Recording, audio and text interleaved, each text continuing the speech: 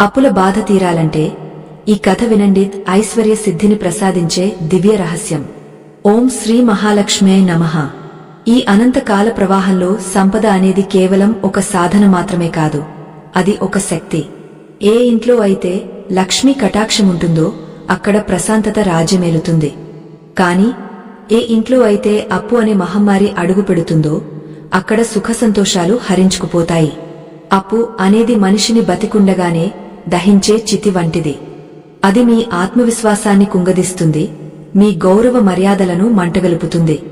మీ మనసు నిరంతరం ఆందోళనతో, భయంతో నిండిపోయి ఉంటే మీరు ఈ కథను వినవలసిన సమయం ఆసన్నమైందని అర్థం. ఈ కథను వినబోయే ముందు ఒక చిన్న హెచ్చరిక. మీ మనసు అస్థిరంగా ఉన్నప్పుడు లేదా ఏదో పనిచేస్తూ ఏకాగ్రత లేకుండా ఈ మాటలను వింటే ఇందులోని పరమార్థం మీకు అబ్బదు. ఆర్థిక ఇబ్బందులు అనేవి కేవలం బాహ్య ప్రపంచానికి సంబంధించినవి కావు, అవి మీ అంతరంగంలోని కర్మదోషాలకు ప్రతిబింబాలు. ఈ రహస్యాలను అశ్రద్ధ చేస్తే లక్ష్మీదేవి అనుగ్రహం లభించడం దుర్లభం. శాస్త్రాల ప్రకారం అప్పు తీర్చకుండా మరణించినవాడు మరుజన్మలో బానిసగా పుడతాడు. ఇది భయం కలిగించడానికి చెబుతున్న మాట కాదు, మిమ్మల్ని జాగృతం చేయడానికి చెబుతున్న సత్యం. వేదకాలం నాటి పురాణ వాక్యం ఒకటి ఉంది: రుణశేషం, అగ్నిశేషం, శత్రుశేషం మళ్లీ పెరుగుతాయి. అంటే అప్పును, నిప్పును, శత్రువును కొద్దిగా కూడా మిగల్చకూడదు. ఈ ముగ్గురూ సమయం దొరికినప్పుడు మళ్లీ విజృంభించి మనల్ని నాశనం చేస్తారు. మీ జీవితంలో పేరుకుపోయిన అప్పుల ఊబి నుండి బయటపడటానికి ప్రాచీన కాలంలో ఒక గొప్ప రాజు అనుసరించిన మార్గం ఏమిటో, ఆ రహస్యం వెనుక ఉన్న దైవిక శక్తి ఏమిటో ఇప్పుడు తెలుసుకుందాం. ఈ కథ మీ ఆలోచన విధానాన్ని మార్చి మీ ఇంట్లో ధన వర్షం కురిపించే మార్గాన్ని చూపిస్తుంది. వేల సంవత్సరాల క్రితం భరతఖండంలోని అవంతి నగరాన్ని విక్రమసేనుడు అనే మహారాజు పరిపాలించేవాడు. ఆ నగరం సిరిసంపదలకు నిలయం. మేడలు, మిద్దెలు, రత్నఖచిత తోరణాలతో ఆ పురం వెలిగిపోతుండేది. విక్రమసేనుడు ధర్మపరుడు, ప్రజలను కన్నబిడ్డల్లా చూసుకునేవాడు. కాని కాలచక్రం ఎప్పుడూ ఒకేలా ఉండదు కదా. విధి వైపరీత్యం వల్ల ఆ రాజ్యంలో వరుసగా 7 ఏళ్లపాటు కరువు సంభవించింది. ఆకాశం నుండి చుక్క నీరు రాలలేదు. భూమి బీటలు వారింది. పచ్చని చెట్లు ఎండిపోయి కట్టెలుగా మారాయి. పశుపక్షాదులు నీరు లేక అలమటించి ప్రాణాలు విడిచాయి. మహారాజు తన వద్ద ఉన్న ధనమంతా ప్రజల కోసం ఖర్చు చేశాడు.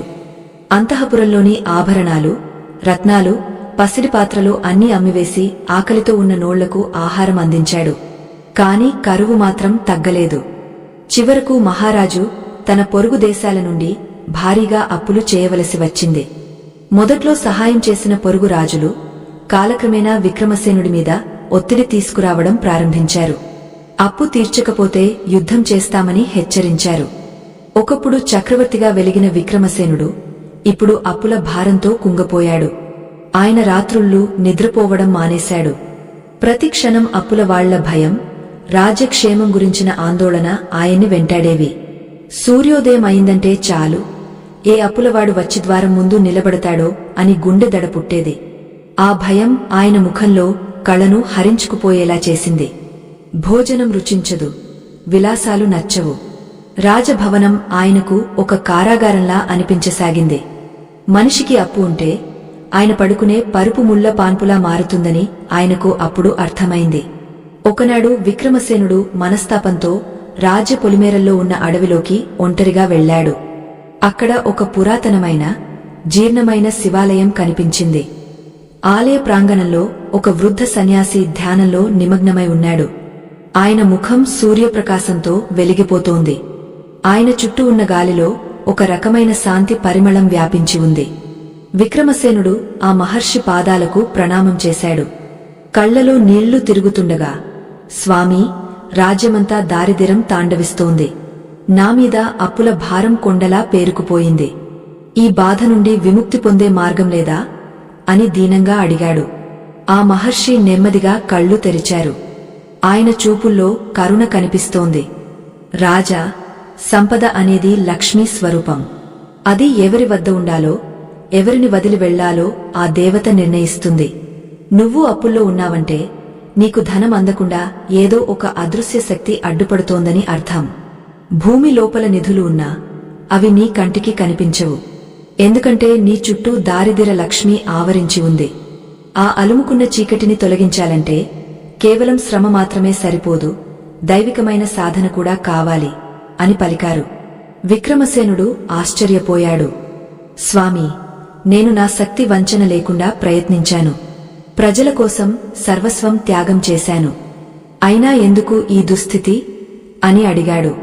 అప్పుడు ఆ మహర్షి చిరునవ్వు నవ్వి, నీ ఉద్దేశం మంచిదే కావచ్చు, కాని నువ్వు చేస్తున్న పనిలో ఒక రహస్య ధర్మం లోపించింది. ఈ విశ్వంలో ప్రతి వస్తువుకు ఒక మూల్యం ఉంటుంది. నువ్వు పొందిన ప్రతి రూపాయికి ఒక బాధ్యత ఉంటుంది. ఆ బాధ్యతను నువ్వు విస్మరించినప్పుడు సంపద నీ నుండి దూరమవుతుంది. నీవు చేసిన అప్పులు తీరాలంటే ముందుగా నీలోని అశాంతిని, భయాన్ని వదిలేయాలి. ఆ తర్వాతే ఆ దివ్య రహస్యం నీకు బోధపడుతుంది అని చెప్పారు. ఆ మహర్షి మాటలు విన్న విక్రమసేనుడు వినయంగా ఆయన పాదాల చెంత కూర్చున్నాడు. ఆ అడవిలోని ప్రశాంతత, పక్షుల కిలకిల రావాలు, ఆ పాత శివాలయం నుండి వస్తున్న విభూతి పరిమళం రాజు మనసును కాస్త కుదుటపరిచాయి. మహర్షి తన కమండలం నుండి కొద్దిగా నీటిని తీసి విక్రమసేనుడి ముఖంపై చిలకరించారు. ఆ స్పర్శతో రాజుకు శరీరమంతా ఒక వింతైన విద్యుత్ ప్రవహించినట్లు అనిపించింది. ఆయన కళ్ల ముందు ఉన్న చీకటి మెల్లగా తొలగిపోతున్నట్లు, మనసులోని ఆందోళన మంచులా కరుగుతున్నట్లు అనిపించింది. మహర్షి గంభీరమైన స్వరంతో ఇలా చెప్పసాగారు. రాజా, ఈ సృష్టిలో ఏదీ ఊరికే జరగదు. ఒక మనిషి ఐశ్వర్యవంతుడు అవుతున్నాడన్నా లేదా అప్పుల ఊబిలో కూరుకుపోతున్నాడన్నా దాని వెనుక ప్రబలమైన కారణాలు ఉంటాయి. మనం ఈ జన్మలో చేసే పనులు ఒక ఎత్తు అయితే, గత జన్మల నుండి మోసుకొచ్చే కర్మ ఫలం మరొక ఎత్తు. అప్పు అనేది కేవలం ధనానికి సంబంధించింది మాత్రమే కాదు, అది ఒక రుణానుబంధం. నీవు ఎవరి వద్దనైనా ధనం తీసుకుని దానిని సకాలంలో తీర్చలేకపోతున్నావు అంటే ఆ వ్యక్తికి నీవు ఏదో ఒక జన్మలో బాకీ ఉన్నావని అర్థం. ధర్మశాస్త్రాల ప్రకారం లక్ష్మీదేవి చంచలమైనది. ఆమె ఒక చోట స్థిరంగా ఉండదు. కాని ఆమె ఎవరి ఇంట ఉండాలో కొన్ని నియమాలు ఉన్నాయి. ఎక్కడైతే నిరంతరం కలహాలు జరుగుతాయో, ఎక్కడైతే పెద్దలను గౌరవించరో, ఎక్కడైతే అబద్ధం రాజ్యమేలుతుందో అక్కడ లక్ష్మీదేవి నిమిషం కూడా నిలబడదు. ఆమె వెళ్లిపోయిన వెంటనే ఆమె సోదరి అయిన జ్యేష్ఠాదేవి ప్రవేశిస్తుంది. ఈమెనే మనం దారిద్ర్య లక్ష్మి అని పిలుస్తాము. ఈమె అడుగుపెట్టిన ఇంట్లో అనారోగ్యం, అప్పులు, గొడవలు నిత్యకృత్యం అవుతాయి. నీ రాజ్యంలో ఇప్పుడు జ్యేష్ఠాదేవి ప్రభావం అధికంగా ఉంది. నీవు ప్రజల కోసం అప్పులు చేశానని అంటున్నావు, అది మంచిదే. కాని రాజుగా నీవు చేసిన కొన్ని తెలియని తప్పులు ఆ రాజ్యపు లక్ష్మిని దూరం చేశాయి. ఒకప్పుడు నీ పూర్వీకులు దేవాలయాలకు ఇచ్చిన భూములను నీ అధికారులు సక్రమంగా నిర్వహించలేదు. దైవ కార్యాలకు వినియోగించాల్సిన ధనం ఇతర పనులకు మళ్లించబడింది. అది నీకు తెలియకపోయినా ఆ దోషం నీకే చుట్టుకుంటుంది. దైవధనం అప్పుగా మారితే అది వంశాలను సైతం నాశనం చేస్తుంది. అందుకే నీవు ఎంత సంపాదించినా అది నీ చేతిలో నిలవడం లేదు. నీవు గమనించావో లేదో, అప్పు చేసేటప్పుడు మనకు ఒక రకమైన ధైర్యం ఉంటుంది. కాని తీర్చే సమయం వచ్చేసరికి ఆ ధైర్యం మాయమై భయం పుడుతుంది. ఎందుకంటే అప్పు తీసుకున్నప్పుడు మనం ఇతరుల కర్మను కూడా పంచుకుంటాము. అవతలి వ్యక్తి ఏ ఉద్దేశంతో ఆ ధనాన్ని సంపాదించాడో ఆ సంపాదనలో ఉన్న పాపపు ఛాయలు కూడా మనకు సోకుతాయి. అందుకే శాస్త్రం అప్పును ఒక రోగంతో పోల్చింది. రోగం శరీరానికి హాని చేస్తే అప్పు ఆత్మకు హాని చేస్తుంది. అది మనలోని తేజస్సును హరించివేస్తుంది. విక్రమసేనుడు ఆశ్చర్యంగా మహర్షి వైపు చూస్తూ, స్వామీ, తెలియక జరిగిన పొరపాట్లకు ఇంతటి శిక్ష? ఇప్పుడు నేను ఈ కష్టాల నుండి బయటపడటానికి దారి ఏమిటి? నా ప్రజలు ఆకలితో అలమటించకూడదు, నా అప్పుల భారం తీరాలి. అందుకు నేను ఏ ప్రాయశ్చిత్తం చేయాలి అని అడిగాడు. అప్పుడు ఆ మహర్షి రాజు వైపు తీక్షణంగా చూస్తూ, రాజా, దీనికి ఒకే ఒక మార్గముంది. అది అత్యంత కఠినమైనది కాని అద్భుతమైన ఫలితాలను ఇచ్చేది. అదే కనకధారా స్తోత్రం వెనుక ఉన్న రహస్యం మరియు కుబేర మంత్రం యొక్క అంతరార్థం. కాని ఈ మంత్రాలను జపించడం వల్ల మాత్రమే అప్పులు తీరవు. నీలో ఒక మార్పు రావాలి. ధనం పట్ల నీకున్న దృక్పథం మారాలి. ధనం అనేది నీ స్వంతం కాదు, అది జగన్మాత నీకు ఇచ్చిన ఒక బాధ్యత. ఆ బాధ్యతను నీవు సక్రమంగా నెరవేరుస్తానని ప్రమాణం చేయాలి. ఈ రాత్రికి నీవు ఈ దేవాలయంలోనే నిద్రించు. అర్ధరాత్రి వేళ ఈ అడవిలో ఒక అద్భుతం జరుగుతుంది. ఆ అద్భుతాన్ని నీవు కళ్ళారా చూసినప్పుడు నీకు అపారమైన జ్ఞానోదయం కలుగుతుంది. అప్పటి వరకు ఏకాగ్రతతో శివనామ స్మరణ చేయి అని చెప్పారు. మహర్షి చెప్పినట్లుగానే విక్రమసేనుడు ఆ పురాతన ఆలయంలో ఒక మూలన కూర్చుని ఓం నమఃశివాయ అనే మంత్రాన్ని జపించసాగాడు. సమయం గడిచే కొద్దీ అడవిలో నిశ్శబ్దం పెరిగింది. గాలిలో ఒక రకమైన చల్లదనం ప్రవేశించింది. ఆ అర్ధరాత్రి వేళ ఎక్కడో దూరం నుండి గజ్జెల సవ్వడి వినిపించింది. అది సాధారణమైన మనిషి నడకలా లేదు. ప్రతి అడుగులోనూ ఒక దివ్యమైన నాదం వినిపిస్తోంది. విక్రమసేనుడు మెల్లగా కళ్ళు తెరిచి చూశాడు. ఆలయ ప్రాంగణంలో ఒక దివ్యమైన కాంతి పుంజం కనిపిస్తోంది. ఆ కాంతిలో నుండి ఒక వృద్ధురాలు నడుచుకుంటూ రావడం రాజు గమనించాడు. ఆమె ముఖం ముడతలు పడి ఉంది, బట్టలు చినిగిపోయి ఉన్నాయి. కాని ఆమె కళ్లలో మాత్రం ఒక అసాధారణమైన తీక్షణత ఉంది. ఆమె చేతిలో ఒక ఖాళీ పాత్ర ఉంది. ఆమె ఆలయ గర్భాలయం వైపు వెళ్లి శివుడి ముందు నిలబడి ఏడవటం ప్రారంభించింది. ఆమె ఏడుపు వింటుంటే విక్రమసేనుడి గుండె కరిగిపోయింది. లోకంలోని సమస్త దారిద్ర్యం ఆమె రూపంలో ఉన్నట్లు అతనికి అనిపించింది. ఆమె ఎవరో కాదు, ఆమె జ్యేష్ఠాదేవి అని రాజుకు అప్పుడు అర్థం కాలేదు. ఆమె ఆ పాత్రను శివుడి ముందు ఉంచి, దేవా, నా ఆకలి తీరడం లేదు. ఈ రాజ్యంలో అందరూ అప్పుల్లో ఉన్నారు, అందరూ దుఃఖంలో ఉన్నారు. వారి కన్నీళ్లే నాకు ఆహారం. కాని ఇప్పుడు ఆ కన్నీళ్లు కూడా ఇంకిపోయాయి. నాకు ఇంకొంచెం దుఃఖాన్ని ఇవ్వు, ఇంకొన్ని కన్నీళ్లను ఇవ్వు అని వేడుకోసాగింది.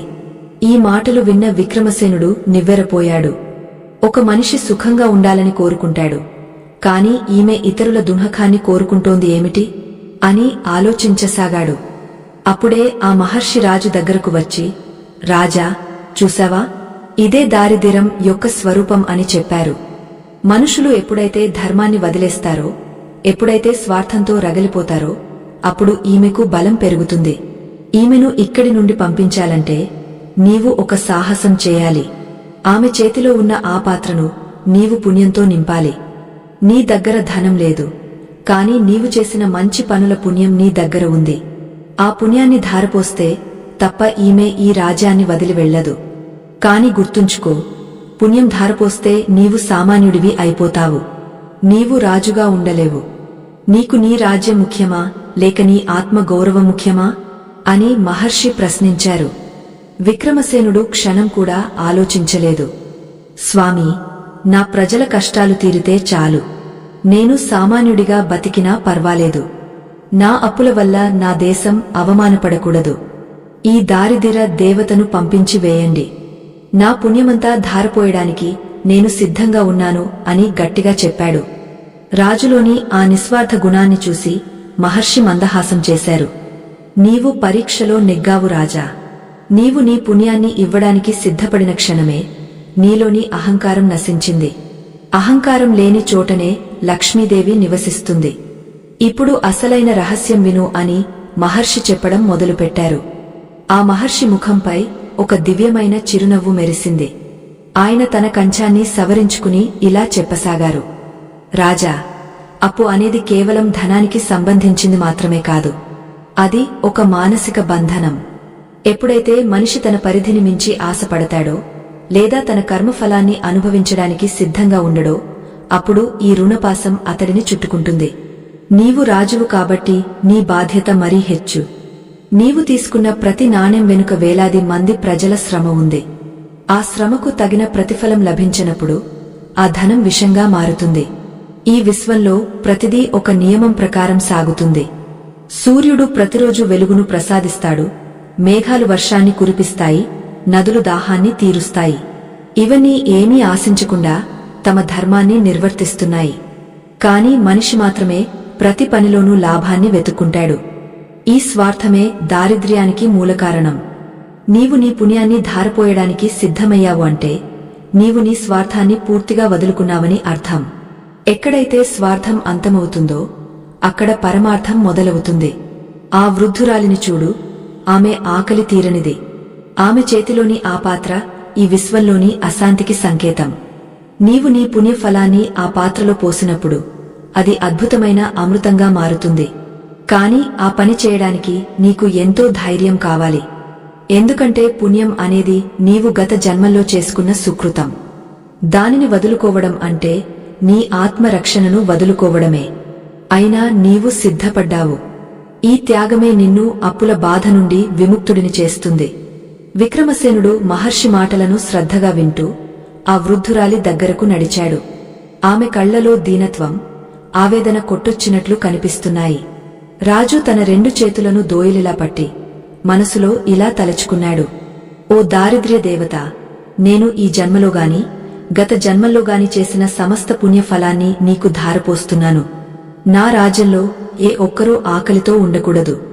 నా మీద ఉన్న అప్పుల భారం తొలగిపోవాలి. నా ప్రజలు సుఖసంతోషాలతో ఉండాలి. ఇది నా ప్రతిజ్ఞ. రాజు తన మనసులోని పుణ్యశక్తిని సంకల్పించగానే ఆయన చేతుల నుండి ఒక సువర్ణ కాంతి వెలువడి ఆ వృద్ధురాలి పాత్రలోకి ప్రవహించింది. ఆ కాంతి సోకగానే ఆ ముసలి ఆవిడ రూపం మెల్లగా మారడం ప్రారంభమైంది. ఆమె ముఖంలోని ముడతలు మాయమయ్యాయి. చినిగిన బట్టలు పట్టు వస్త్రాలుగా మారాయి. ఆమె చుట్టూ ఒక అద్భుతమైన సుగంధం వ్యాపించింది. కొద్ది క్షణాల్లోనే ఆ దారిద్ర్య దేవత స్థానంలో సాక్షాత్తు మహాలక్ష్మీదేవి ప్రత్యక్షమైంది. ఆమె రూపం వర్ణనాతీతం. కోటి సూర్యుల ప్రకాశంతో ఆమె వెలిగిపోతోంది. ఆమె కళ్లలో కరుణ కురుస్తోంది. చేతుల్లో పద్మాలు ఉన్నాయి. ఆమె చిరునవ్వు నవ్వుతూ, రాజా, నీ త్యాగానికి నేను మెచ్చాను. ఎవరైతే తన కోసం కాకుండా ఇతరుల కోసం తన సర్వస్వాన్ని త్యాగం చేస్తారో వారి ఇంట నేను శాశ్వతంగా కొలువై ఉంటాను. నీవు నీ పుణ్యాన్ని ధారపోయడం ద్వారా నీ పాత కర్మలన్నింటినీ ప్రక్షాళన చేసుకున్నావు. ఇప్పుడు నీవు నిష్కల్మషమైన మనసుతో ఉన్నావు అని పలికింది. విక్రమసేనుడు భక్తితో ఆమె పాదాలకు నమస్కరించాడు. అమ్మా, నాకు ధనం ముఖ్యం కాదు.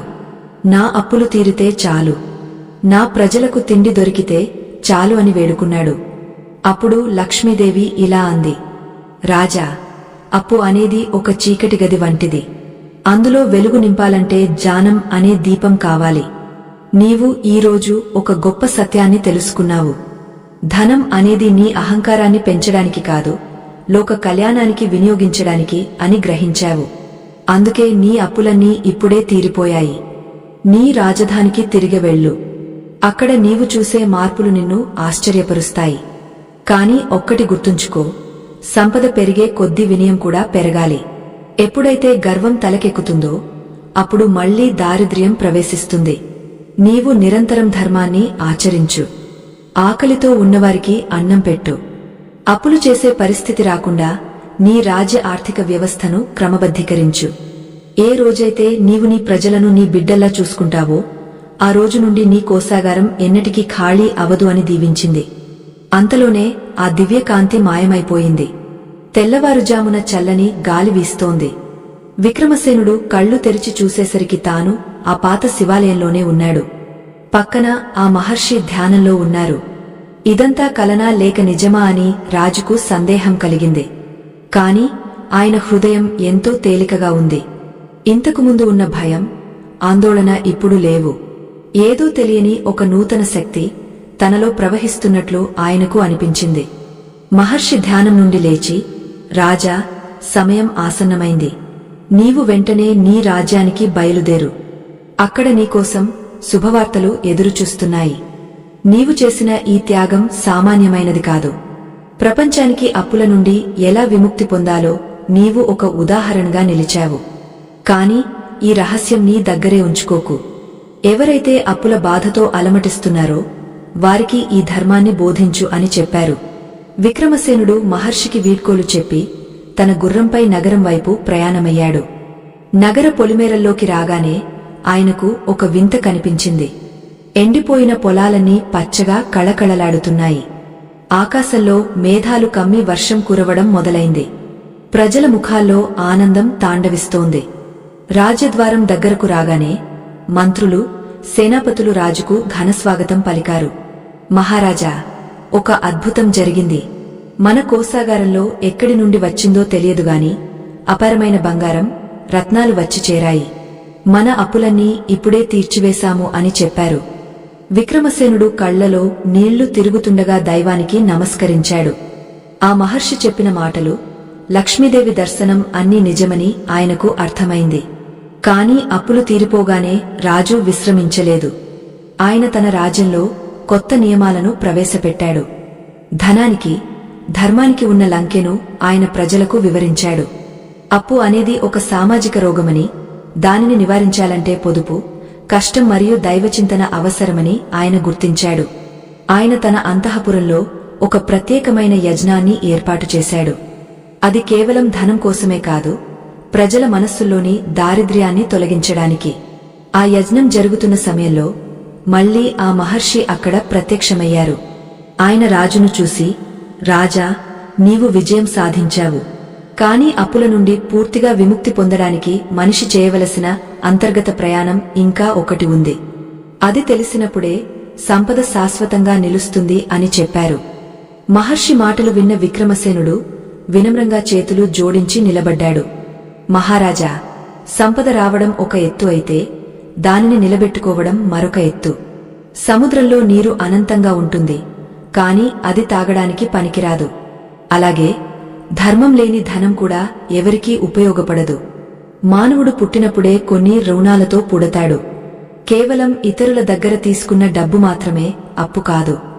మనకు ఈ శరీరాన్ని ఇచ్చిన తల్లిదండ్రులకు, జ్ఞానాన్ని ఇచ్చిన గురువులకు, పంచభూతాలను ప్రసాదించిన ప్రకృతికి మనం రుణపడి ఉన్నాం. మహర్షి తన మృదువైన కంఠస్వరంతో లోతైన జ్ఞానాన్ని వెదజల్లుతున్నారు. ఆ ప్రదేశమంతా ఒక వింతైన నిశ్శబ్దం ఆవరించింది. యజ్ఞం నుండి వస్తున్న పొగ మేఘాల్లా ఆకాశంలోకి వ్యాపిస్తోంది. విక్రమసేనుడు తన మనసును పూర్తిగా మహర్షి బోధనల మీద లగ్నం చేశాడు. మహర్షి ఇలా అన్నారు, రాజా, ఒక మనిషి ఎందుకు అప్పుల పాలవుతాడో తెలుసా? కేవలం అవసరాల వల్ల మాత్రమే కాదు, అంతకన్నా ముఖ్యంగా లోభం వల్ల. లోభం అంటే ఉన్నదానితో తృప్తి పడకపోవడం, పక్కవాని సంపదను చూసి అసూయ చెందడం.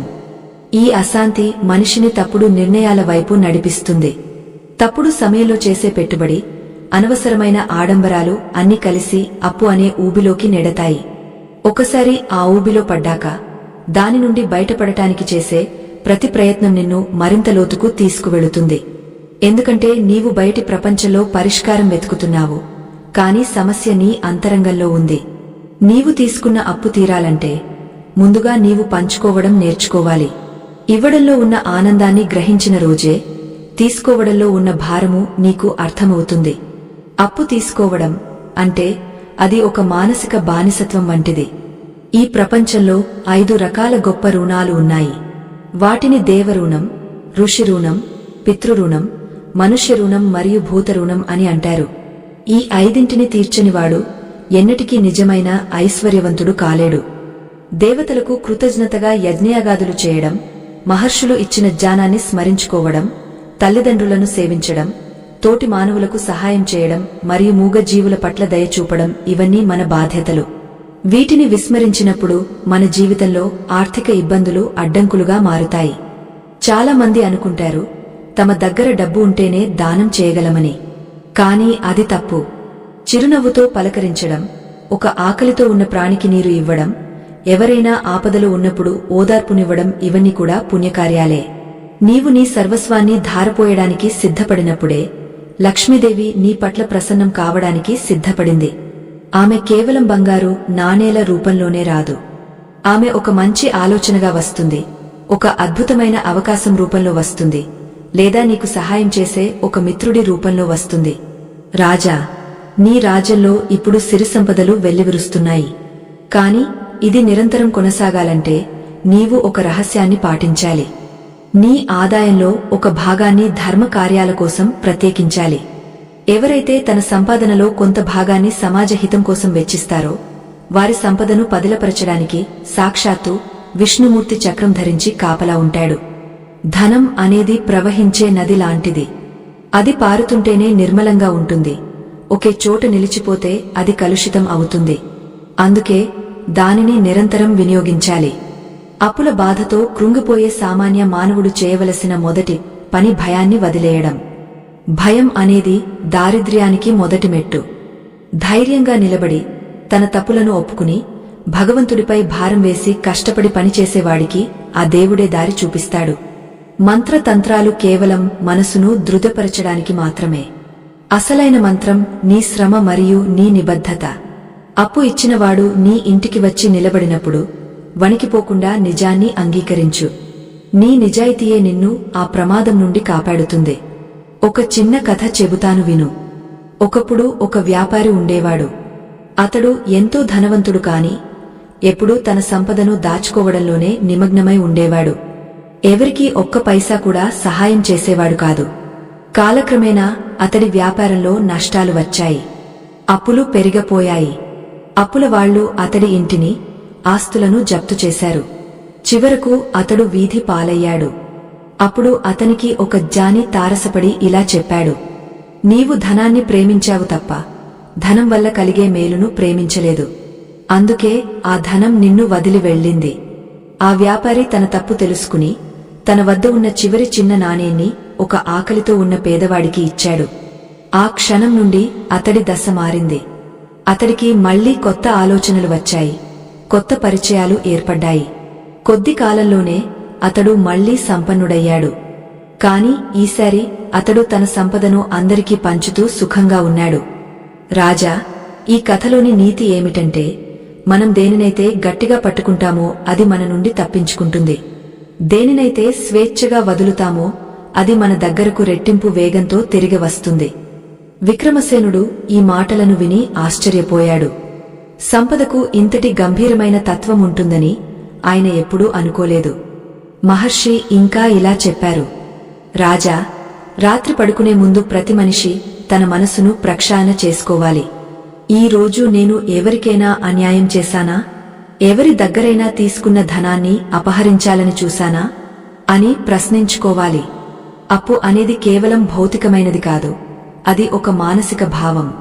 నీవు మానసికంగా ధనవంతుడివి అయినప్పుడే భౌతికమైన సంపద నిన్ను వెతుక్కుంటూ వస్తుంది. మహర్షి బోధనలు వింటుంటే విక్రమసేనుడికి ఒక కొత్త ప్రపంచం కనిపిస్తోంది. అప్పుల నుండి విముక్తి పొందడం అంటే కేవలం బాకీలు తీర్చడం మాత్రమే కాదు, అసలు అప్పు చేయవలసిన అవసరం రాని స్థితికి చేరుకోవడం. ఆ స్థితిని చేరుకోవడానికి కావలసిన 6 సూత్రాలను మహర్షి వివరించబోతున్నారు. ఆ సూత్రాలు పాటించేవారు ఎన్నటికీ దారిద్ర్యంలో ఉండరు. వారి వంశం సిరిసంపదలతో తులతూగుతుంది. ఆ సూత్రాలు ఏమిటో, వాటిని ఆచరించే పద్ధతి ఏమిటో ఇప్పుడు అత్యంత రహస్యంగా మహర్షి వెల్లడించబోతున్నారు. యజ్ఞవాటికలో అగ్ని మరింత తేజోవంతంగా వెలుగుతోంది. దేవతలు సైతం ఆ మాటలు వినడానికి ఆకాశం నుండి దిగవస్తున్నట్లు అనిపించింది. ఆ గంభీరమైన వాతావరణంలో మహర్షి తన ఉపదేశాన్ని కొనసాగిస్తున్నారు. ఈ ఉపదేశం కేవలం విక్రమసేనుడికే కాదు, రాబోయే తరాల అందరికీ ఒక దిక్సూచి వంటిది. ఆర్థిక ఇబ్బందుల నుండి బయటపడటానికి మార్గం సుగమం చేసే ఆ మహోన్నత జ్ఞానాన్ని ఇప్పుడు మనం కూడా స్వీకరించబోతున్నాం. ప్రతి మాట ఒక రత్నం వంటిది, ప్రతి ఆలోచన ఒక ఐశ్వర్యప్రదాయిని. మహర్షి యజ్ఞకుండం నుండి వెలువడుతున్న దివ్యకాంతుల వైపు చూస్తూ తన ప్రసంగాన్ని కొనసాగించారు. రాజా, లోకంలో దారిద్ర్యం అనేది కేవలం ధనం లేకపోవడం కాదు, అది ఒక మానసిక స్థితి. ఎవరైతే తన వద్ద ఉన్నదానితో తృప్తి చెందరో వారే అసలైన దరిద్రులు. కోట్లు ఉన్నా ఇంకా కావాలని ఆశపడేవాడు అప్పుల వాడికంటే హీనుడు. అందుకే ఆర్థిక ఇబ్బందుల నుండి శాశ్వతంగా విముక్తి పొందడానికి నేను చెప్పబోయే ఈ 6 సూత్రాలను జాగ్రత్తగా ఆలకించు. ఇవి నీ రాజ్యానికే కాదు, సామాన్య మానవుడి గృహానికి కూడా శ్రీరామరక్ష వంటివి. మొదటి సూత్రం నియమబద్ధమైన జీవితం. ఒక మనిషి తన ఆదాయాన్ని మించి ఖర్చు చేస్తున్నాడంటే అతడు తన భవిష్యత్తును అమ్ముకుంటున్నాడని అర్థం. అనవసరమైన ఆడంబరాల కోసం, ఇతరులను మెప్పించడం కోసం చేసే ప్రతి ఖర్చు ఒక అప్పుగా మారుతుంది. నీవు రాజువు కాబట్టి నీవు విలాసాలకు ఇచ్చే ప్రాముఖ్యత నీ ప్రజలపై భారాన్ని పెంచుతుంది. అందుకే ప్రతి రూపాయి వెనుక ఉన్న కష్టాన్ని గుర్తించి దానిని అమితమైన గౌరవంతో వినియోగించాలి. ధనాన్ని గౌరవించే వారి వద్దే లక్ష్మీదేవి స్థిరంగా ఉంటుంది. రెండవ సూత్రం దొంగచాటు, ఖర్చులను అరికట్టడం. మనకు తెలియకుండానే మన సంపద చిన్న చిన్న రంధ్రాల ద్వారా కారిపోతుంది. అనవసరమైన వ్యసనాలు, పనికిరాని వస్తువుల సేకరణ మరియు సోమరితనం వల్ల వచ్చే నష్టాలు, ఇవన్నీ దారిద్ర్యానికి మూలాలు. ఒక చిన్న చిల్లు ఉన్న పాత్రలో ఎంత నీరు పోసినా అది నిండదు. అలాగే క్రమశిక్షణ లేని జీవితంలో ఎంత ధనం వచ్చినా అది నిలవదు. నీ రాజ్యంలో ప్రతి నాణెం ఎక్కడ ఖర్చు అవుతుందో నీవు పర్యవేక్షించాలి. అప్పుడే లక్ష్మీదేవి నీ ఇంటి ముంగట నిలుస్తుంది. 3వ సూత్రం సత్సాంగత్యం. నీ చుట్టూ ఉన్నవారు ఎటువంటివారు అనే దానిపై నీ ఆర్థిక స్థితి ఆధారపడి ఉంటుంది. నిరంతరం వ్యసనాల్లో మునిగి ఉండేవారు, ఎప్పుడు అప్పులు చేసేవారు, కష్టపడకుండా సుఖాలను ఆశించే వారితో స్నేహం చేస్తే ఆ దారిద్ర్య ఛాయలు నీకు కూడా సోకుతాయి. సంపదను సృష్టించే మార్గాలను ఆలోచించే వారితో, ధర్మబద్ధంగా జీవించే వారితో కలిసి ఉంటే నీలో కూడా అటువంటి ఆలోచనలు కలుగుతాయి. మనసులో పుట్టే ఆలోచనే రేపటి సంపదకు బీజం అవుతుంది. 4వ సూత్రం నిరంతర కృతజ్ఞత. చాలా మంది తమ దగ్గర లేని దాని గురించి ఏడుస్తూ ఉన్న దానిని అనుభవించడం మర్చిపోతారు. భగవంతుడు నీకు ఇచ్చిన ఈ జీవితానికి, నీ చేతులకు, నీ బుద్ధికి ప్రతిరోజూ కృతజ్ఞత చెప్పుకోవాలి. ఎవరైతే కృతజ్ఞతతో ఉంటారో వారికి మరిన్ని అవకాశాలు లభిస్తాయి. అప్పుల బాధలో ఉన్నప్పుడు దేవుడిని నిందించడం మానేసి ఆ ఇబ్బందుల నుండి బయటపడటానికి కావలసిన బుద్ధిని ప్రసాదించమని వేడుకోవాలి. కృతజ్ఞత గల హృదయం లక్ష్మీదేవికి ఇష్టమైన నివాసం. ఆత్మబంధువులారా, సనాతన ధర్మ ప్రచారం కోసం మరియు ఈ ఆధ్యాత్మిక విజ్ఞానాన్ని భావితరాలకు అందించడం కోసం మా బృందం ఎంతో శ్రమిస్తోంది. ఈ మహత్కార్యంలో మీ మద్దతు మాకు ఎంతో అవసరం. మా ఈ కృషి మీకు నచ్చితే మీ శక్తి మేరకు మాకు తోడుగా నిలబడండి. దీనికి సంబంధించిన స్కానర్ ఈ వీడియో చివరలో మీకు కనిపిస్తుంది, లేదా డిస్క్రిప్షన్లో ఉన్న వివరాల ద్వారా మీ మద్దతును అందించవచ్చు. ఇక 5వ సూత్రం అత్యంత కీలకమైనదే. దీనినే ధర్మభాగం అంటారు. ఒక మనిషి తన సంపాదనలో కనీసం 10వ వంతును సమాజహితం కోసం, ఆర్తుల ఆకలి తీర్చడం కోసం వినియోగించాలి. ఇది వినడానికి వింతగా అనిపించవచ్చు. అప్పుల్లో ఉన్నవాడు దానం ఎలా చేస్తాడు అని నీవు అడగవచ్చు. కాని రాజా, ఒక విత్తనాన్ని భూమిలో నాటితేనే అది చెట్టుగా మారి వేల కొద్ది పండ్లను ఇస్తుంది. అలాగే నీవు ఇచ్చే చిన్న సహాయం విశ్వం నుండి నీకు 100 రెట్లు తిరిగి వచ్చేలా చేస్తుంది. దానం చేయడం వల్ల నీ సంపద తగ్గదు, అది శుద్ధి చేయబడుతుంది. శుద్ధమైన ధనం ఎప్పుడూ పెరుగుతూనే ఉంటుంది. మలినమైన ధనం వ్యాధుల రూపంలోనో, అప్పుల రూపంలోనో హరించుకుపోతుంది. నీవు గతంలో చేసిన పొరపాట్ల వల్ల నీ కోశాగారానికి దోషం పట్టింది. ఇప్పుడు నీవు నీ పుణ్యాన్ని ధారపోసి దానిని ప్రక్షాళన చేశావు. ఇప్పుడు నీవు చేసే ప్రతి దానం నీ రాజ్యానికి రక్షణ కవచంలా మారుతుంది. ఆకలితో ఉన్న పేదవాడి కడుపు నిండినప్పుడు వచ్చే దీవెన ఏ మంత్రం కంటే తక్కువ కాదు. ఆ దీవెనలే నీ అప్పుల నుండి నిన్ను శాశ్వతంగా విముక్తుడిని చేస్తాయి. 6వ సూత్రం నీ పనిని దైవంగా భావించడం. నీవు చేసే వృత్తి ఏదైనా కావచ్చు, దానిని అత్యంత నిబద్ధతతో, అంకితభావంతో చేయాలి. కష్టపడి పని చేయడం అంటే కేవలం శరీరాన్ని కష్టపెట్టడం కాదు, నీ ఆత్మను ఆ పనిలో పెట్టడం. ఏ పనినైతే భక్తితో చేస్తారో ఆ పనిలో సాక్షాత్తు నారాయణుడు కొలువై ఉంటాడు. పనిలో దైవత్వం ఉన్నప్పుడు అక్కడ విజయం వరిస్తుంది. విజయమున్న చోట సంపద వాటంతటా అదే వస్తుంది. అప్పుల బాధ నుండి విముక్తి పొందడానికి ఇది అత్యంత సహజమైన మార్గం. విక్రమసేనుడు ఈ 6 సూత్రాలను తన హృదయంలో భద్రపరుచుకున్నాడు. ఆయనకు అర్థమైంది ఏమిటంటే, అప్పు అనేది కేవలం బయట కనిపించే సమస్య మాత్రమే కాదు, అది మన జీవనశైలిలో ఉన్న లోపం. ఈ లోపాలను సరిదిద్దుకున్నప్పుడు మాత్రమే లక్ష్మీదేవి అనుగ్రహం లభిస్తుంది. మహర్షి బోధనలు ఒక దివ్యౌషధంలా రాజు మనసును స్వస్థపరిచాయి. అయితే ఈ 6 సూత్రాలను పాటించడంతో పాటు ఒక విశేషమైన ముద్రను, మంత్రాన్ని కూడా మహర్షి ఉపదేశించబోతున్నారు. అది సామాన్యుల జీవితాలలో అద్భుతాలను సృష్టిస్తుంది. యజ్ఞవాటికలో నెయ్యి వేయగానే జ్వాలలు ఆకాశమంతా ఎత్తున లేచాయి. ఆ వెలుగులో మహర్షి ముఖం మరింత తేజోవంతంగా కనిపిస్తోంది. ఆయన తన కమండలంలోని నీటిని రాజుపై ప్రోక్షిస్తూ, రాజా, ఇప్పుడు నీకు ఒక రహస్య సాధనను చెబుతాను. దీనిని ప్రతిరోజు బ్రాహ్మీ ముహూర్తంలో చేసేవారు దరిద్రం అనే మాటను వినరు. వారి వంశంలో 7 తరాల వరకు ఎవరూ అప్పుల పాలుకారు. ఇది సాక్షాత్తు కుబేరుడు శివుడిని ప్రసన్నం చేసుకోవడానికి చేసిన సాధన అని గంభీరంగా పలికారు. ఆ సాధన ఏమిటి? ఆ రహస్య మంత్రం యొక్క శక్తి ఎంతటిది? దానిని ఆచరించే పద్ధతి ఏమిటో తెలుసుకోవడం కోసం విక్రమసేనుడు ఉత్కంఠతో ఎదురుచూస్తున్నాడు. ఆ మంత్రం యొక్క అక్షరాలు గాలిలో ప్రతిధ్వనిస్తున్నట్లు అనిపిస్తోంది. ప్రకృతి అంతా ఆ దివ్య రహస్యాన్ని వినడానికి సిద్ధమైంది. అప్పుల ఊబి నుండి బయటపడి ఐశ్వర్యవంతమైన జీవితాన్ని గడపడానికి కావలసిన ఆఖరి తాళం చెవిని మహర్షి ఇప్పుడు విక్రమసేనుడికి అందించబోతున్నారు. అది మన అందరి జీవితాలను మార్చివేసే పరమ సత్యం. ఆ దివ్యమైన మాటలు వినగానే విక్రమసేనుడి హృదయం భక్తితో నిండిపోయింది. ఆ మహర్షి నెమ్మదిగా తన 2 చేతులను ఒక ప్రత్యేకమైన పద్ధతిలో కలిపి చూపిస్తూ, రాజా, దీనిని కుబేర ముద్ర అంటారు. మన శరీరంలోని పంచభూతాలు ఈ వేళ్ల చివరల్లో నిక్షిప్తమై ఉంటాయి. బొటనవేలు అగ్నితత్వాన్ని, చూపుడు వేలు వాయుతత్వాన్ని, మధ్య వేలు ఆకాశతత్వాన్ని సూచిస్తాయి. ఈ 3 వేళ్లను కలిపి ఉంచడం వల్ల మన శరీరంలోని శక్తి ప్రవాహం ఒక క్రమపద్ధతిలోకి వస్తుంది. దీనివల్ల మనసులోని సంకల్ప బలం పెరుగుతుంది. ఎప్పుడైతే మనిషి సంకల్పం దృఢంగా ఉంటుందో అప్పుడు విశ్వమంతా అతడికి సహకరించడానికి సిద్ధమవుతుంది. అప్పుల బాధలో ఉన్నవాడు మానసికంగా బలహీనపడి ఉంటాడు. ఆ బలహీనతను తొలగించి ఆత్మవిశ్వాసాన్ని నింపడమే ఈ ముద్ర యొక్క ప్రధాన ఉద్దేశ్యం. దీనితో పాటు ఒక పరమ పవిత్రమైన మంత్రాన్ని నీకు ఉపదేశిస్తున్నాను. ఇది కేవలం అక్షరాల కలయిక కాదు, ఇది ఒక దివ్యమైన ప్రకంపన.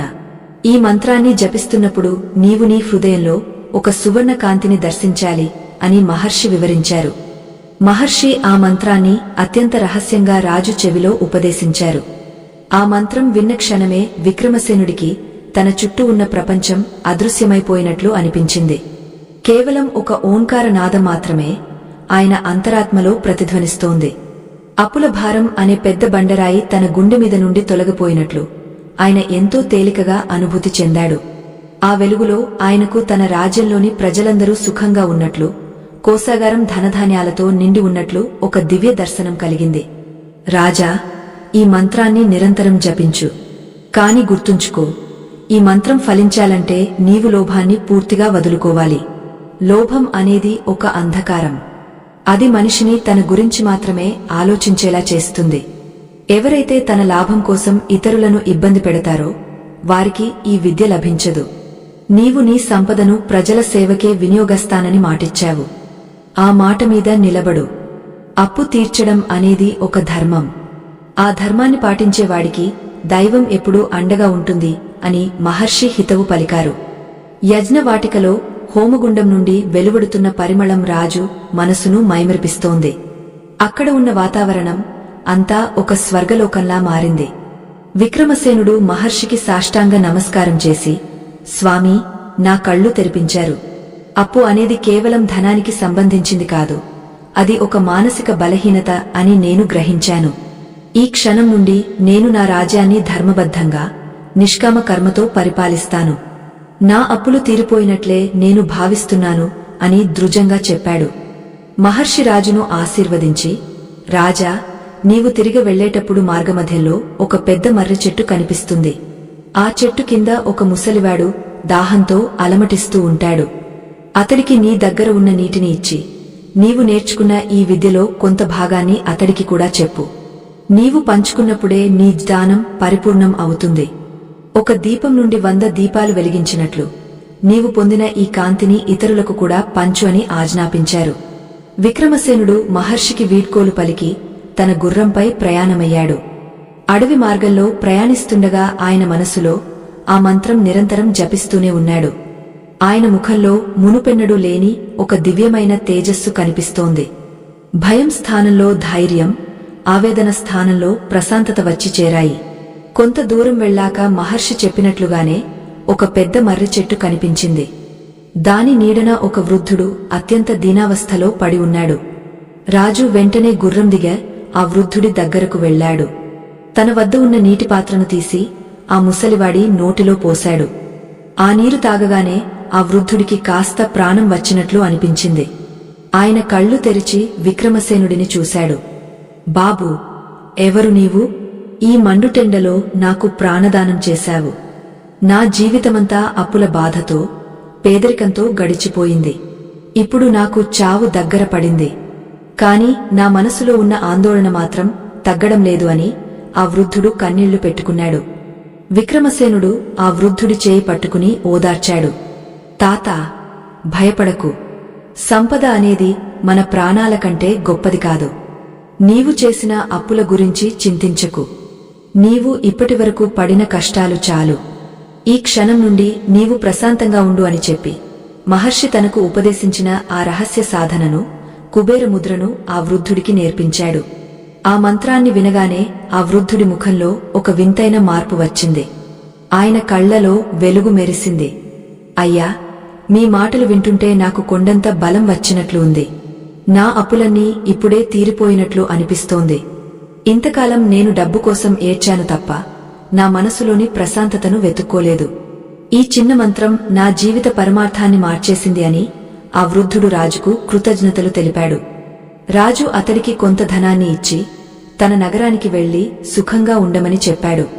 విక్రమసేనుడికి అప్పుడు అర్థమైంది, జానాన్ని పంచడం వల్ల వచ్చే ఆనందం ధనాన్ని పంచడం కంటే 1000 రెట్లు గొప్పదని. విక్రమసేనుడు తన రాజధాని నగరానికి చేరుకున్నాడు. నగరం అంతా పండుగ వాతావరణం నెలకొంది. ప్రజలు వీధులన్నీ అలంకరించి రాజుకు స్వాగతం పలికారు. మంత్రులు పరిగెత్తుకుంటూ వచ్చి, మహారాజా, ఒక అద్భుతం జరిగింది. మన కోశాగారంలో ఎక్కడి నుండి వచ్చిందో తెలియదుగాని అపారమైన స్వర్ణ రాసులు వచ్చి చేరాయి. మన శత్రు రాజులు కూడా తమకు రావలసిన అప్పులను మాఫీ చేస్తున్నట్లు వర్తమానం పంపారు.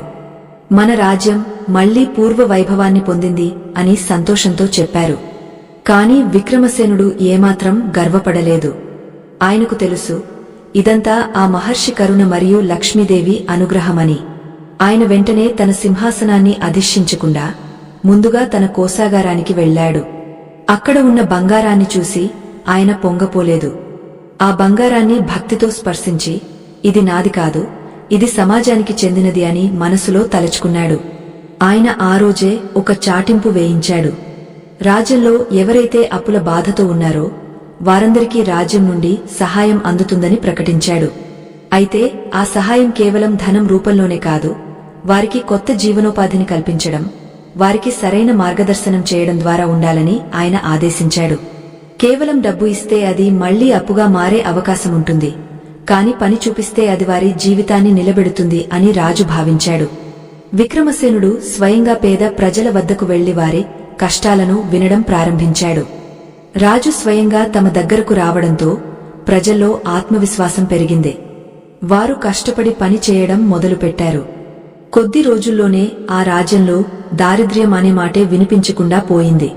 అప్పులు తీసుకోవడం కంటే ఇతరులకు ఇవ్వడమే గొప్ప అనే భావం ప్రజల్లో నాటుకుపోయింది. వర్తకులు నిజాయితీగా వ్యాపారం చేయడం మొదలుపెట్టారు. అధికారులలో అవినీతి నశించింది. ఎక్కడ చూసినా సుఖసంతోషాలు వెల్లివిరిశాయి. కాని విక్రమసేనుడికి ఒక విషయం మాత్రం ఇంకా అస్పష్టంగా ఉంది. సంపద శాశ్వతంగా నిలవాలంటే కేవలం ధర్మం మాత్రమే సరిపోతుందా, లేక మరేదైనా రహస్యముందా అని ఆయన ఆలోచిస్తున్నాడు. ఆయన మనసులో మళ్లీ ఆ మహర్షి జ్ఞాపకం వచ్చారు. మహర్షి చెప్పిన 6 సూత్రాల్లో 5వ సూత్రమైన ధర్మభాగం గురించి రాజు లోతుగా ఆలోచించసాగాడు. కేవలం తన ఆదాయంలో 10వ వంతు ఇస్తే సరిపోతుందా, లేక ఇవ్వడంలో కూడా ఏదైనా పద్ధతి ఉందా అని ఆయనకు సందేహం కలిగింది. ఆ సందేహాన్ని నివృత్తి చేసుకోవడానికి ఆయన మళ్లీ ఆ అడవిలోని శివాలయానికి వెళ్లాలని నిశ్చయించుకున్నాడు. కాని ఈసారి ఆయన ఒంటరిగా కాకుండా తన మంత్రులతో కలిసి వెళ్లాలని అనుకున్నాడు. విక్రమసేన మహారాజు తన పరివారంతో కలిసి మళ్లీ ఆ దట్టమైన అరణ్యంలోకి అడుగుపెట్టారు. ఆకాశం మేఘావృతమై ఉన్నా అడవిలోని చెట్లు వింతైన కాంతితో వెలిగిపోతున్నాయి. మంత్రులు, సేనాపతులు ఆ వాతావరణాన్ని చూసి ఆశ్చర్యపోయారు. అది కేవలం ఒక అడవిలా లేదు, ఒక తపోవనంలా కనిపిస్తోంది. పక్షుల కూతలు వేద మంత్రాల ప్రతిధ్వనిలా వినిపిస్తున్నాయి. గాలిలో ఒక అద్భుతమైన చందన పరిమళం వ్యాపించి ఉంది. రాజు అందరినీ దూరాన నిలిపి తాను మాత్రం వినయంగా ఆ పురాతన శివాలయం వైపు నడిచాడు. అక్కడ ఆ మహర్షి తదేక దీక్షతో పరమశివుడిని ధ్యానిస్తున్నారు. రాజు రాకను గమనించిన మహర్షి నెమ్మదిగా కళ్ళు తెరిచి చిరునవ్వు నవ్వారు. రాజా, నీవు మళ్లీ వస్తావని నాకు తెలుసు. రాజపాలనలో సిరిసంపదలు పెరిగాయని విన్నాను. కాని నీ మనసులో ఇంకా ఏవో సందేహాలు ఉన్నట్లు కనిపిస్తున్నాయి. అప్పుల బాధ నుండి విముక్తి పొందావు సరే, కాని ఆ సంపద నీ వద్దే శాశ్వతంగా ఉండాలంటే నీవు దేనిని వెతుకుతున్నావో నాకు అర్థమైంది అని పలికారు. విక్రమసేనుడు మహర్షి పాదాల చెంత కూర్చుని, స్వామీ, మీరు చెప్పిన 5వ సూత్రం అయిన ధర్మభాగం గురించి నాకు ఇంకా లోతైన అవగాహన కావాలి అని విన్నవించుకున్నాడు. మహర్షి గంభీరమైన స్వరంతో ఇలా చెప్పసాగారు. రాజా, లోకంలో దానం చేయడం అనేది అందరూ చేసే పనే. కాని ఆ దానం వెనుక ఉన్న భావం, ఆ దానాన్ని ఎవరికి ఇస్తున్నామనే విచక్షణ అత్యంత ముఖ్యం.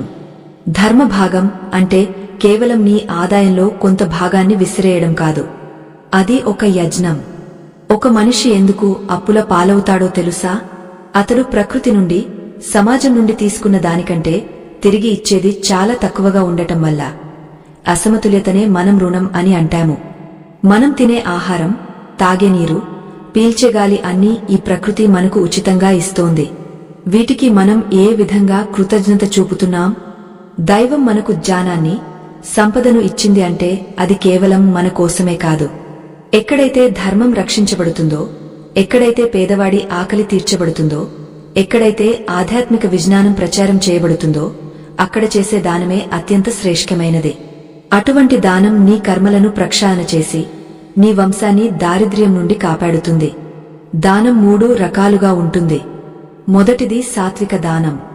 ఎటువంటి ప్రతిఫలాన్ని ఆశించకుండా సరైన సమయంలో సరైన వ్యక్తికి భక్తితో ఇచ్చేది సాత్విక దానం. ఇది నీ పుణ్యఫలాన్ని పెంచుతుంది. రెండవది రాజసిక దానం. తన పేరు ప్రఖ్యాతుల కోసం గర్వంతో ఏదైనా లాభం ఆశిస్తూ ఇచ్చేది రాజసిక దానం. దీనివల్ల తాత్కాలికంగా సుఖం కలుగుతుంది కాని అది శాశ్వతమైన ఐశ్వర్యాన్ని ఇవ్వదు. మూడవది తామసిక దానం. అవమానిస్తూ, అయిష్టంగా, తప్పుడు వ్యక్తులకు లేదా తప్పుడు పనుల కోసం ఇచ్చేది తామసిక దానం. ఇది నీ దారిద్ర్యాన్ని మరింత పెంచుతుంది. రాజా, అప్పుల బాధ తీరాలంటే కేవలం డబ్బులు సంపాదించడం ఒక్కటే మార్గం కాదు. నీ సంపాదనలో దోషం లేకుండా చూసుకోవాలి. ఇతరులను మోసం చేసి సంపాదించిన ధనం, ఎవరినైనా కష్టపెట్టి సంపాదించిన సొమ్ము నీ ఇంట్లో ఉంటే అది అప్పుల రూపంలోనే బయటకు వెళ్లిపోతుంది. అందుకే నీవు చేసే ధర్మభాగం అత్యంత పవిత్రమైనదిగా ఉండాలి. ఆధ్యాత్మిక చింతన కలిగి ఉండటం, పురాణ కాలక్షేపం చేయడం, దైవ కార్యాలలో పాలుపంచుకోవడం వల్ల మనసు శుద్ధి అవుతుంది. మనసు శుద్ధి అయినప్పుడు బుద్ధి ప్రకాశిస్తుంది. బుద్ధి ప్రకాశవంతంగా ఉన్న మనిషి ఎన్నటికీ తప్పుడు నిర్ణయాలు తీసుకోడు. అతడికి ఆడంబరాల మీద ఆశ ఉండదు. తన పరిమితులు ఏమిటో అతడికి తెలుసు. ఈ విచక్షణే అతడిని అప్పుల బారి నుండి రక్షిస్తుంది. విక్రమసేన, నీవు రాజువు కాబట్టి నీ ప్రజలందరికీ ఈ సత్యాన్ని బోధించు. ఎవరైతే తమ సంపాదనలో కొంత భాగాన్ని ధర్మ కార్యాల కోసం, సనాతన సంప్రదాయాల పరిరక్షణ కోసం వినియోగిస్తారో వారి ఇంట్లో లక్ష్మీదేవి కొలువై ఉంటుంది. ఇది నా మాట కాదు, ఇది కాలాతీతమైన ధర్మసూత్రం. మహర్షి ఇంకా లోతుగా వివరిస్తూ, రాజా, ధనం అనేది ఒక పరీక్ష వంటిది. అది ఉన్నప్పుడు గర్వం రాకూడదు, లేనప్పుడు ధైర్యం కోల్పోకూడదు. అప్పుల బాధలు ఉన్నప్పుడు మనిషి తనను తాను తక్కువగా చూసుకుంటాడు. ఆత్మన్యూనతా భావం అతడిని కృంగదీస్తుంది. కాని గుర్తుంచుకో, ఏ జీవి కూడా ఈ భూమి మీదకు అప్పుతో పుట్టదు. అదంతా మనం సృష్టించుకున్న మాయ. ఈ మాయ నుండి బయటపడాలంటే జ్ఞానం అనే ఖడ్గం కావాలి.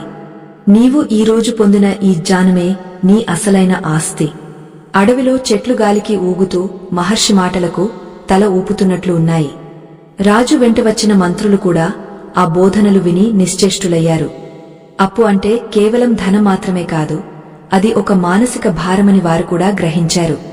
మహర్షి తన చేతిలోని విభూతిని రాజుకు ఇస్తూ, రాజా, ఈ విభూతిని నీ ఫాలాన ధరించు. ఇది నీకు రక్షణ కవచంలా మారుతుంది. నీ రాజ్యంలో నీవు చేసే ప్రతి పనిలోనూ దైవత్వాన్ని వెతుక్కో. కేవలం సింహాసనం మీద కూర్చోవడం కాదు, ప్రజల హృదయాలలో స్థానం సంపాదించు అని దీవించారు. విక్రమసేనుడు ఆ విభూతిని భక్తితో స్వీకరించి తన నుదుట ధరించాడు. ఆయనకు అప్పుడు ఒక వింతైన అనుభవం కలిగింది. తన శరీరంలోని అణువణువు ఒక నూతన ఉత్తేజంతో నిండిపోయినట్లు అనిపించింది. సంపద పట్ల ఆయనకు ఉన్న మోహం పూర్తిగా తొలగిపోయింది. సంపద అనేది ఒక బాధ్యత అని, దానిని సమాజ శ్రేయస్సు కోసం వినియోగించడమే పరమార్థమని ఆయనకు స్పష్టంగా అర్థమైంది. ఆయన మహర్షికి మళ్లీ ప్రణామం చేసి సెలవు తీసుకుని తన పరివారంతో కలిసి రాజధానికి బయలుదేరాడు. మార్గమధ్యంలో ఆయనకు ఎంతో మంది పేదలు, యాత్రికులు కనిపిస్తున్నారు. రాజు తన వద్ద ఉన్న ధనాన్ని వారికి పంచుతూ వారితో ప్రేమగా మాట్లాడుతూ ముందుకు సాగాడు. ఒకప్పుడు అప్పుల బాధతో వణికిపోయిన అదే రాజు ఇప్పుడు అందరికీ అభయమిచ్చే స్థితికి చేరుకున్నాడు. ఇది కేవలం ధనం వల్ల కలిగింది కాదు, ఇది మహర్షి ప్రసాదించిన ఆత్మజ్ఞానం వల్ల కలిగింది. రాజధాని చేరుకోగానే విక్రమసేనుడు తన పరిపాలనలో విప్లవాత్మకమైన మార్పులు తీసుకువచ్చాడు. ఆయన ప్రతి గ్రామంలోనూ ఒక పాఠశాలను, ఒక ఆలయాన్ని నిర్మించాడు. అక్కడ ప్రజలకు కేవలం అక్షరజ్ఞానమే కాకుండా ధర్మబద్ధమైన జీవితం ఎలా గడపాలో నేర్పించేలా ఏర్పాట్లు చేశాడు. సోమరితనం అనేది దారిద్ర్యానికి తండ్రి అని, కష్టం అనేది సంపదకు తల్లి అని ఆయన ప్రజలకు చాటి చెప్పాడు.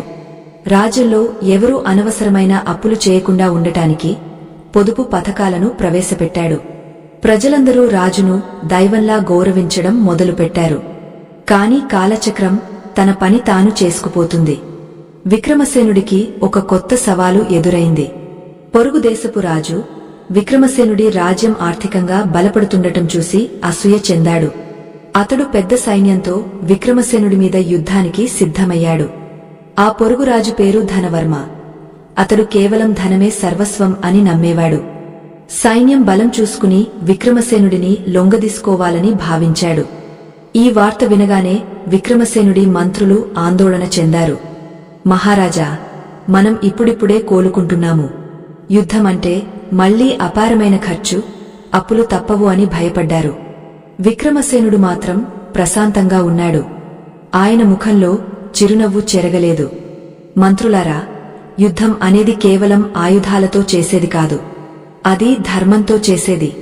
మన పక్షాన ధర్మం ఉన్నప్పుడు మనం ఎవరికీ భయపడాల్సిన అవసరం లేదు. సంపదను కాపాడుకోవడానికి యుద్ధం చేయనవసరం లేదు, మన సంపదే మనల్ని కాపాడుతుంది అని పలికాడు. ఆ మాటల వెనుక ఉన్న నిగుజార్థం ఎవరికీ అర్థం కాలేదు. కాని విక్రమసేనుడికి మాత్రం ఆ మహర్షి చెప్పిన రహస్య విద్యపై పూర్తి నమ్మకముంది. యుద్ధభూమి సిద్ధమైంది. అటువైపు లక్షలాది మంది సైనికులు, ఏనుగులు, గుర్రాలు ఉన్నాయి. ఇటువైపు విక్రమసేనుడు తన పరిమిత సైన్యంతో నిలబడ్డాడు. కాని విక్రమసేనుడి కళ్లలో ఒక వింతైన మెరుపు ఉంది. ఆయన యుద్ధం ప్రారంభించే ముందు తన కళ్లు మూసుకుని మహర్షి ఉపదేశించిన ఆ రహస్య మంత్రాన్ని జపించి కుబేర ముద్రను వేశాడు. ఆ క్షణమే యుద్ధభూమిలో ఒక అద్భుతం జరిగింది. ఆకాశం నుండి బంగారు కాంతి వర్షంలా కురిసింది. ఆ కాంతి సోకగానే శత్రు సైనికుల మనసులు మారిపోయాయి. వారు తమ ఆయుధాలను కింద పడేశారు. వారి హృదయాల్లో ఉన్న ద్వేషం మాయమై ఒక రకమైన శాంతి ఆవరించింది. ధనవర్మ కూడా తన గుర్రం మీద నుండి దిగి విక్రమసేనుడి దగ్గరకు నడిచి వచ్చాడు. మహారాజా, నాకు ఏమైందో తెలియదు.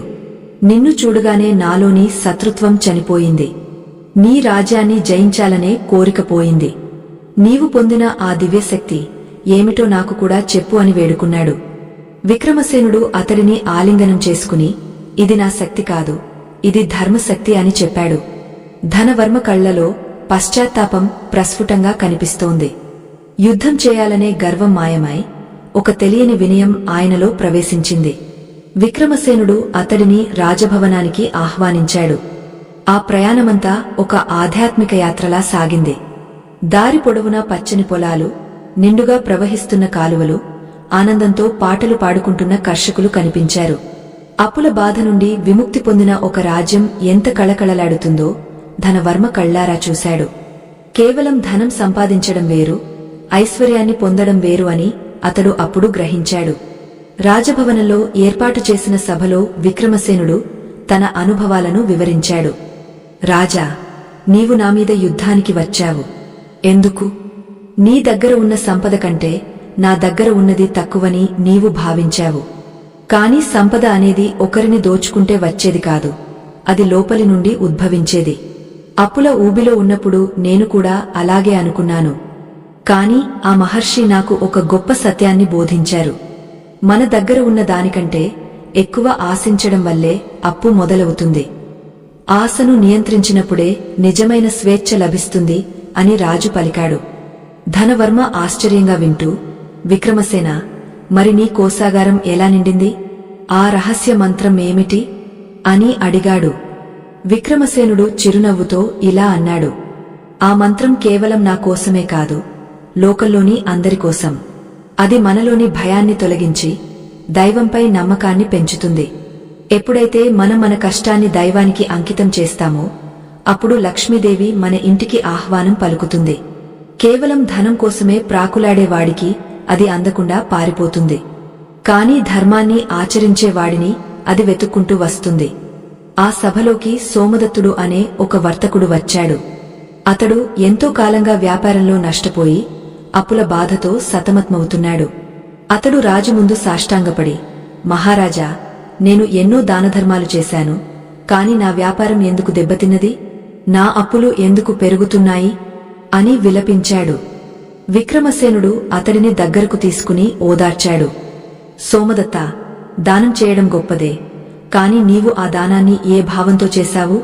నీ పేరు కోసం చేశావా, లేక ఆర్తుల ఆకలి తీర్చడం కోసం చేశావా అని ప్రశ్నించాడు. సోమదత్తుడు తల దించుకున్నాడు. విక్రమసేనుడు కొనసాగస్తూ, సంపద అనేది ఒక పవిత్రమైన శక్తి. దానిని మనం అహంకారంతో ముట్టుకుంటే అది విషంగా మారుతుంది. నీవు వ్యాపారంలో లాభం కోసం అబద్ధాలు చెప్పి ఉండవచ్చు, లేదా తప్పుడు తూకాలు వేసి ఉండవచ్చు.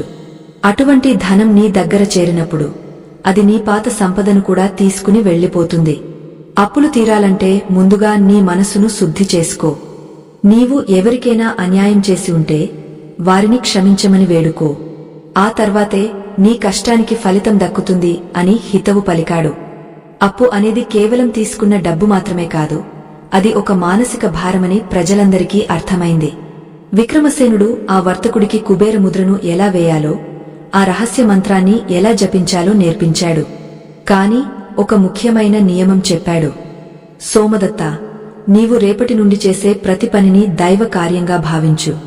నీ వద్దకు వచ్చే ప్రతి కస్టమర్ను లక్ష్మీ స్వరూపంగా భావించు. మోసం చేయాలనే ఆలోచనను వదిలేయి. నీవు చేసే శ్రమలో నిజాయితీ ఉంటే ఆపుల వాళ్లే నీకు సమయం ఇస్తారు, దైవమే నీకు దారి చూపిస్తుంది అని చెప్పాడు.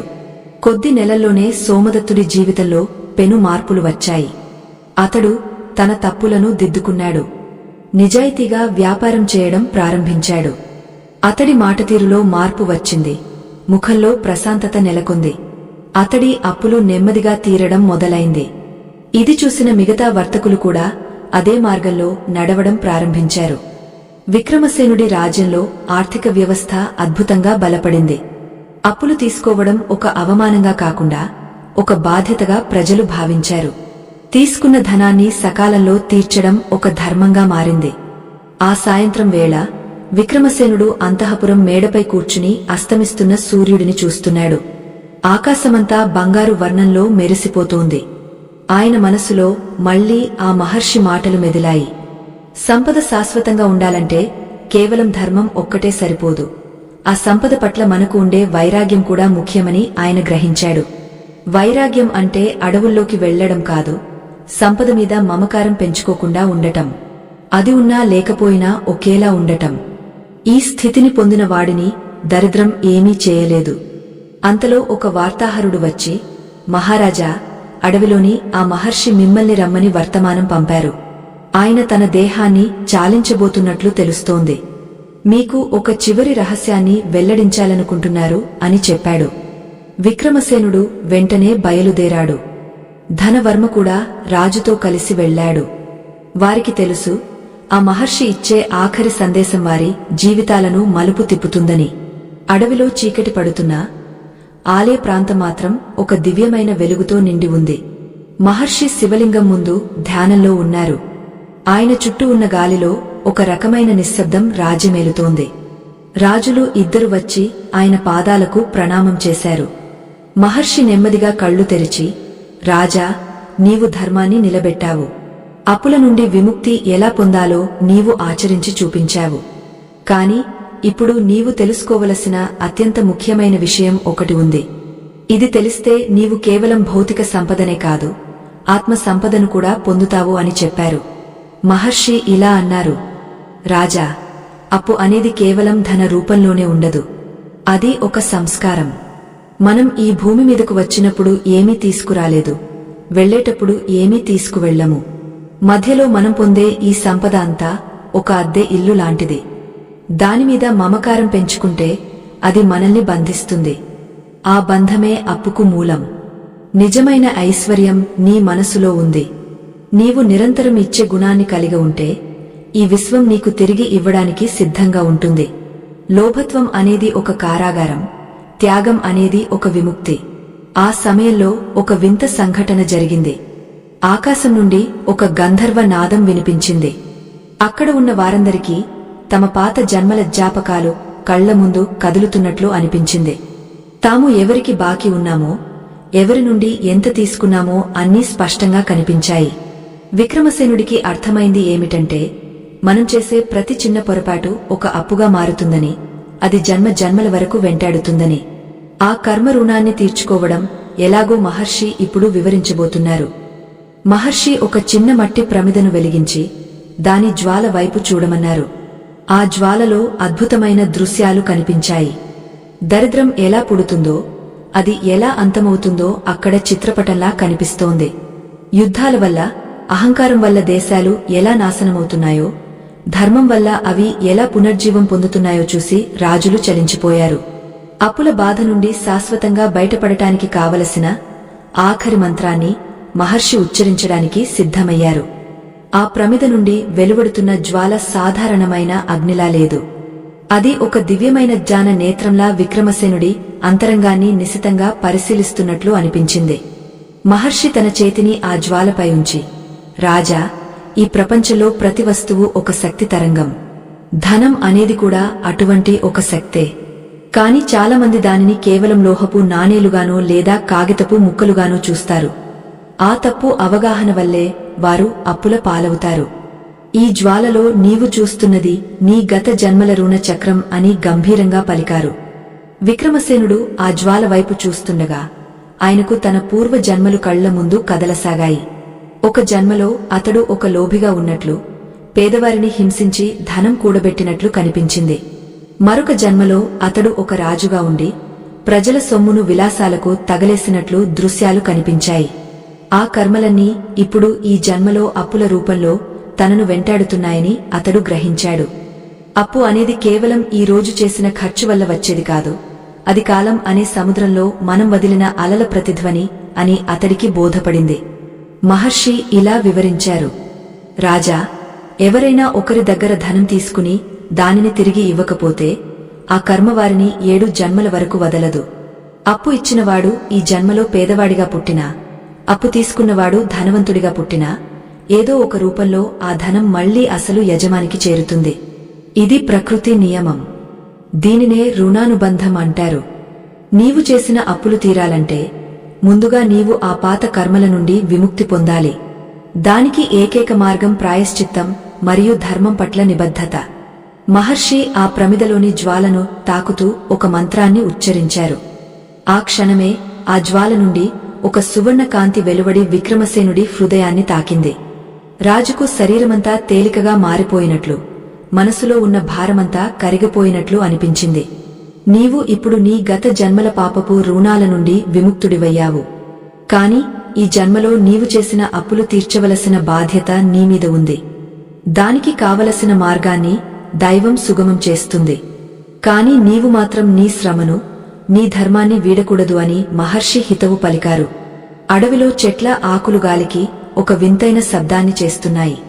అది ఏదో ఒక రహస్య భాషలా అనిపిస్తోంది.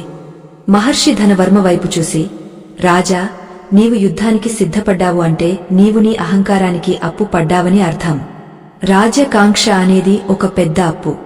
అది తీర్చడం చాలా కష్టం.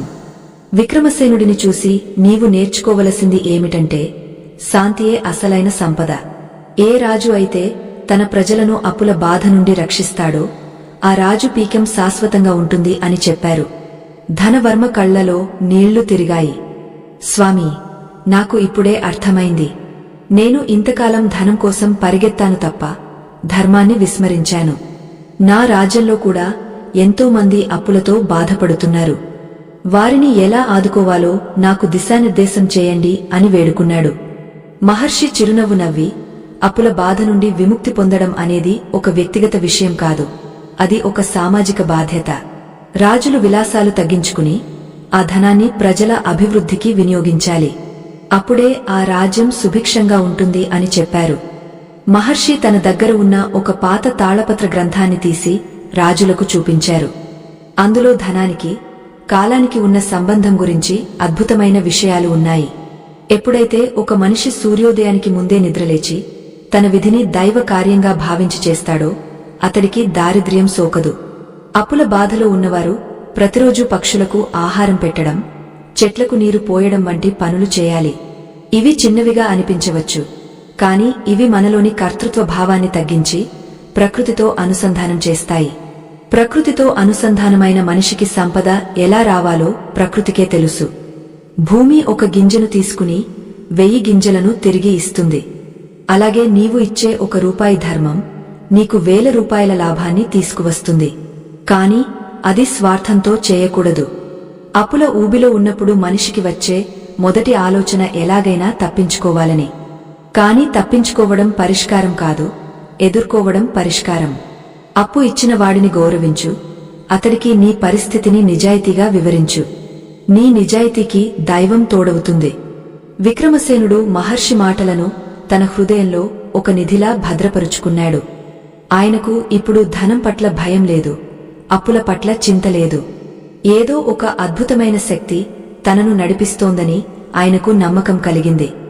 మహర్షి ఆఖరిగా ఇలా చెప్పారు: రాజా, రేపు సూర్యోదయానికి ముందు నీవు ఈ శివాలయం వెనుక ఉన్న చెరువులో స్నానం చేసి అక్కడ ఉన్న పాత మర్రి చెట్టు కింద ధ్యానం చేయి.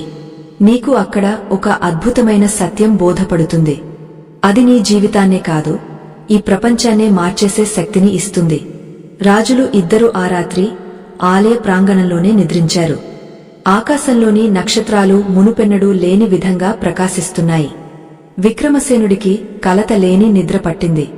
కలలో లక్ష్మీదేవి ప్రత్యక్షమాయి, రాజా, నీవు పరీక్షలో నెగ్గావు. అప్పుల బాధ అనేది కేవలం నీ మనసు సృష్టించుకున్న మాయ. నీవు ఆ మాయను దాటావు. ఇకపై నీ రాజ్యంలో దారిద్ర్యముండదు అని దీవించినట్లు అనిపించింది. తెల్లవారుజామునే రాజు మేల్కొన్నాడు. మహర్షి చెప్పినట్లుగానే ఆ చెరువులో స్నానం చేశాడు. చల్లని నీరు శరీరాన్ని తాకగానే ఒక వింతైన చైతన్యం ఆయనలో ప్రవేశించింది. ఆయన ఆ పాత మర్రి చెట్టు కింద కూర్చుని ధ్యానం చేయడం ప్రారంభించాడు. కొద్దిసేపటికే ఆయన మనసు పూర్తిగా నిశ్చలమైపోయింది. అప్పుడు ఆయనకు ఒక అద్భుతమైన శబ్దం వినిపించింది. అది భూమి లోపలి నుండి వస్తున్నట్లు ఉంది. ఆ శబ్దం దగ్గరకు వెళ్లి చూడగా అక్కడ భూమి బీటలు వారి ఒక పెద్ద నిధి బయటపడింది. కాని అది కేవలం బంగారం కాదు, అది పురాతనమైన జ్ఞాన గ్రంథాల నిధి. విక్రమసేనుడు ఆశ్చర్యపోయాడు. బంగారం కంటే ఈ జ్ఞానమే గొప్పదని ఆయనకు అర్థమైంది. ఎందుకంటే బంగారం ఒకసారి ఖర్చయితే మళ్లీ రాదు, కాని జ్ఞానముంటే ఎన్నిసార్లైనా సంపదను సృష్టించవచ్చు. ఆ నిధిని చూసి ఆయన పొంగపోలేదు, భక్తితో దానికి నమస్కరించాడు. లోకంలోని దారిద్ర్యాన్ని, అప్పుల బాధను శాశ్వతంగా రూపుమాపడానికి కావలసిన ఆయుధం తనకి దొరికిందని ఆయన గ్రహించాడు. మహర్షి అక్కడకు వచ్చి, రాజా, చూసావా, అసలైన ఐశ్వర్యం ఇదే, దీనిని ప్రజలకు పంచు అని చెప్పారు. విక్రమసేనుడు ఆ నిధిని తీసుకుని రాజధానికి తిరిగి వెళ్లాడు. ఆయన తన రాజ్యంలో కేవలం ఆర్థిక సంస్కరణలే కాదు, విద్యా సంస్కరణలు కూడా తీసుకువచ్చాడు. ప్రతి ఒక్కరూ ఒక కళను నేర్చుకోవాలని, కష్టపడి పని చేయాలని, ధర్మబద్ధంగా జీవించాలని ఆయన నియమాలు పెట్టాడు. అప్పుల బాధతో ఉన్నవారికి అజ్ఞాన నిధిలోని సూత్రాలను వివరించాడు. కొద్ది కాలంలోనే ఆ రాజ్యం ప్రపంచంలోనే అత్యంత సంపన్నమైన రాజ్యంగా మారింది. కాని ఆ సంపద వెనుక ఉన్నది అహంకారం కాదు, అపారమైన భక్తి మరియు ధర్మం. మహర్షి వెల్లడించబోయే ఆఖరి రహస్యమేమిటి? అప్పుల బాధ నుండి విముక్తి పొంది ఐశ్వర్య సిద్ధితో జీవితాన్ని సంపూర్ణం చేసుకోవడానికి మనం చేయవలసిన ఆ చివరి పని ఏమిటో ఇప్పుడు తెలుసుకోబోతున్నాం. ఇది వింటే మీ జీవితంలోని ఆర్థిక ఇబ్బందులని పటాపంచలు అవుతాయి. మన అంతరంగంలోని దారిద్ర్యాన్ని తొలగించి మహాలక్ష్మిని శాశ్వతంగా మన ఇంట్లో కొలువుండేలా చేసే ఆ పరమ సత్యం ఇప్పుడు ఆవిష్కృతం కాబోతోంది. ఈ ప్రయాణం ముగింపు దశకు చేరుకుంది, కాని ఇది ఒక కొత్త జీవితానికి ఆరంభం. విక్రమసేన మహారాజు తన హృదయంలో ఒక అపూర్వమైన వెలుగును మోస్తూ రాజధాని వైపు అడుగులు వేశారు. ఆ అడవిలోని చెట్లు, పువ్వులు సైతం ఆయనకు వీడ్కోలు పలుకుతున్నట్లుగా గాలికి ఊగుతున్నాయి.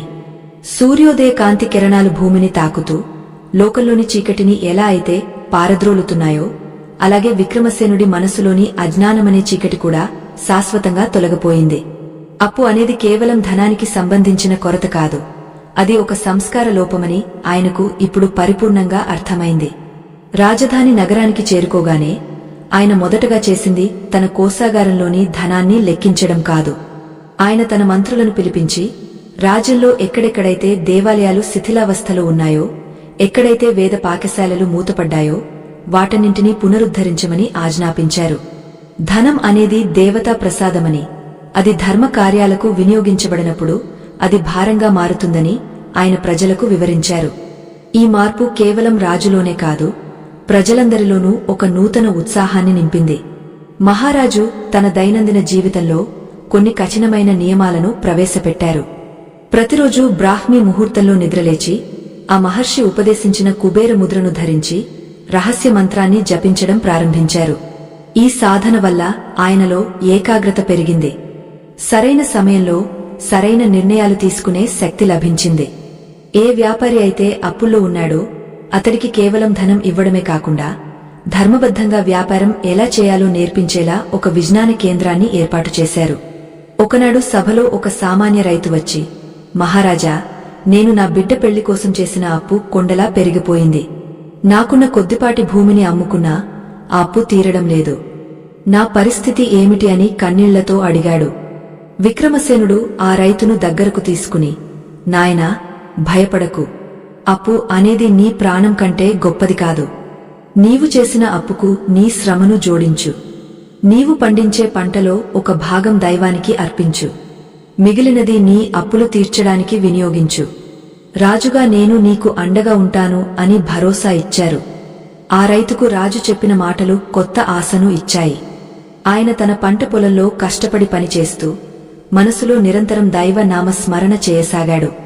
విచిత్రంగా ఆ సంవత్సరం ఆయన పొలంలో గతంలో ఎన్నడూ లేనంతగా అద్భుతమైన పంట పండింది. ఆయన తన అప్పులన్నీ తీర్చివేసి గౌరవప్రదమైన జీవితాన్ని గడపడం ప్రారంభించాడు. ఇలా ఒకరి తర్వాత ఒకరు ఆ రాజ్యంలో అందరూ అప్పుల బాధ నుండి విముక్తులయ్యారు. దీనికి కారణం కేవలం ధనం కాదు, వారు అనుసరించిన ఆధ్యాత్మిక జీవనశైలి. విక్రమసేనుడు తన అనుభవాలన్నింటినీ క్రోడీకరించి ఒక గ్రంథంగా రాయించారు.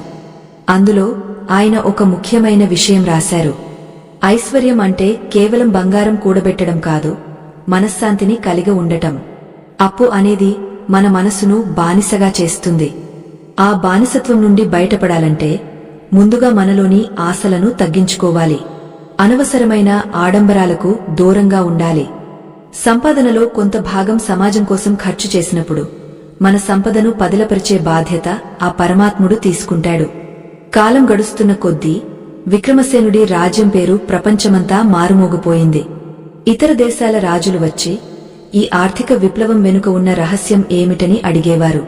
అప్పుడు విక్రమసేనుడు చిరునవ్వుతో, ఇది నా గొప్పతనం కాదు, ఇది సనాతన ధర్మం చూపిన మార్గం. రుణం నుండి విముక్తి పొందడం అంటే కేవలం బాకీ తీర్చడం కాదు, మళ్లీ బాకీ పడకుండా ఉండగలిగే ఆత్మస్థైర్యాన్ని పొందడం అని చెప్పేవారు. ఆత్మస్థైర్యం దైవ చింతన వల్ల మాత్రమే లభిస్తుందని ఆయన బోధించేవారు.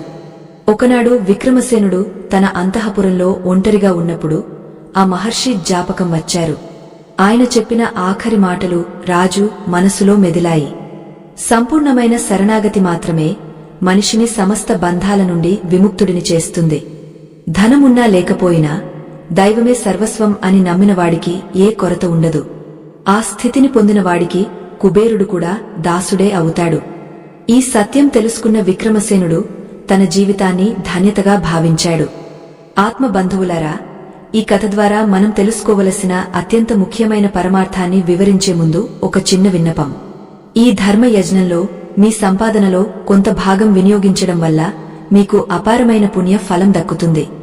మా ఈ ప్రయత్నాన్ని గౌరవించి మాకు మద్దతు ఇవ్వాలనుకునేవారు ఇప్పుడు స్క్రీన్ మీద కనిపిస్తున్న స్కానర్ని స్కాన్ చేసి మీ శక్తి మేరకు తోడ్పాటును అందించవచ్చు. ఇక ఇప్పుడు మన జీవితాలనే మార్చివేసే ఆ కీలకమైన ముగింపుని విందాం. ఇది ప్రతి ఒక్కరూ తెలుసుకోవాల్సిన అసలైన సత్యం. అప్పుల బాధ తీరాలంటే కేవలం బాహ్యమైన ఉపాయాలు సరిపోవు. మన అంతరంగంలో ఉన్న దారిద్ర్యాన్ని ముందుగా తొలగించుకోవాలి. దారిద్ర్యం అంటే కేవలం డబ్బు లేకపోవడం కాదు, భగవంతుడి మీద నమ్మకం లేకపోవడం. ఎవరైతే నిరంతరం భయపడుతూ ఉంటారో వారి వద్దకు లక్ష్మీదేవి ఎన్నటికీ రాదు. ధైర్యంగా నిలబడి తన బాధ్యతలను సక్రమంగా నిర్వహిస్తూ ఫలితాన్ని దైవానికి వదిలివేసేవాడికి అప్పుల బాధ ఉండదు. అది ఉన్నా అది అతడిని ఏమీ చేయలేదు. ఎందుకంటే అతడి సంపద ఆత్మారాముడిలోనే ఉంది. ఈ కథను విన్న ప్రతి ఒక్కరూ ఒక విషయాన్ని గుర్తుంచుకోవాలి.